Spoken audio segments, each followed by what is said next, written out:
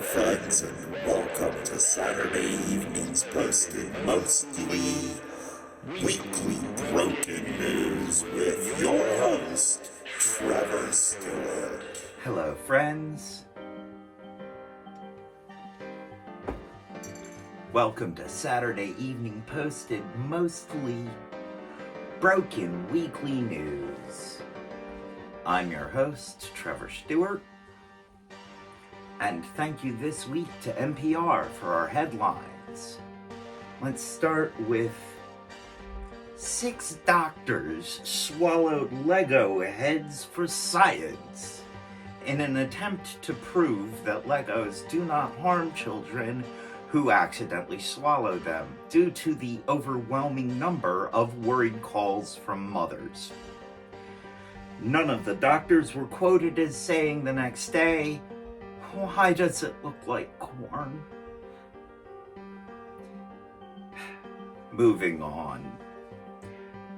A girl asked police to DNA test a Christmas cookie to see if there had been any evidence of Santa Claus. Boy, were they surprised when they discovered that she had 12 siblings in a 3-county radius. Moving on to a segment I like to call Why Florida Why. A Florida woman was arrested for fulfilling her terminally ill husband's dying wish by Kevorkianing him. At least, that's what she says. But let's see where the Florida libertarians fall on that one, folks.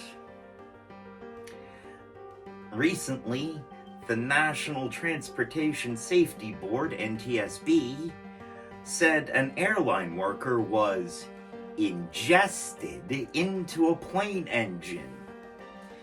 Now they have to have signs that say, "Please don't feed airline staff to airplanes." Now, moving on to a segment that's stolen completely from the Associated Press, this is Not Real News, where they cover weekly misinformation that pops up in the news. The headlines for this include, "Food products do not contain fetal tissue."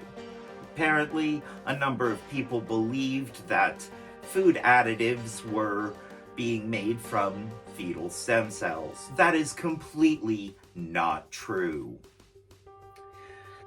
New FAA cardiac guidelines were not prompted by the COVID-19 vaccinations.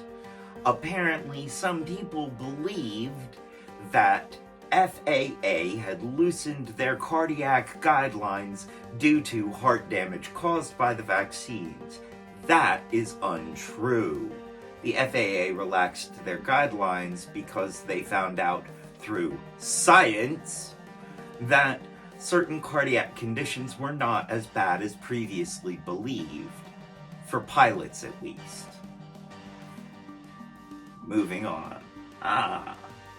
Video recently circulating online believed to show American tanks being transported by train through Poland to Ukraine is actually just somewhere in the Midwest. I need to get my script writer to include more facts.